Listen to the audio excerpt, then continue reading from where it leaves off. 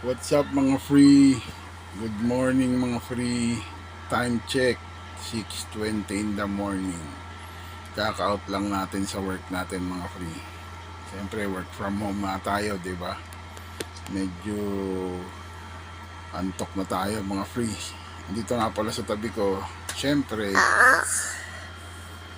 Say hi. Hi! Ay ano? Hi mga free! Excited siya mga free kasi today yung araw ng recognition nila. Moving up. Si Lucas moving up, si Marco recognition. Nakakaumay ng mga free. Aakyat na naman kami ng stage mag-asawa, magsasabit na naman ng medal, magpapapicture na may hawak sila ng certification.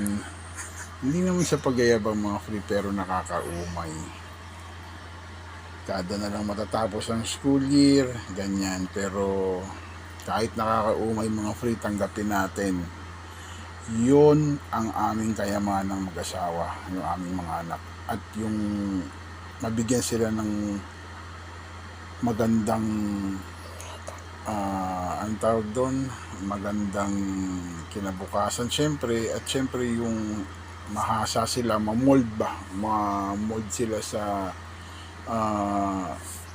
yung talino, yung kaalaman, di ba? Kahit sabihin mo hindi yan yung pinakamagandang eskwelahan sa buong Pilipinas, pero nasa sa tao pa rin yun, nasa sa bata pa rin yung mga free.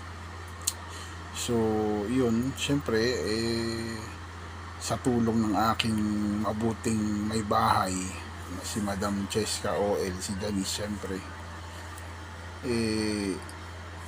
magaganda yung outcome ng aming mga anak mga free. Lagi silang active sa school.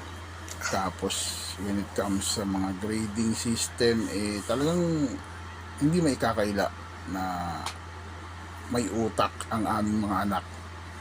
So lalo na to, ito mo, anong gusto mo paglaki mo?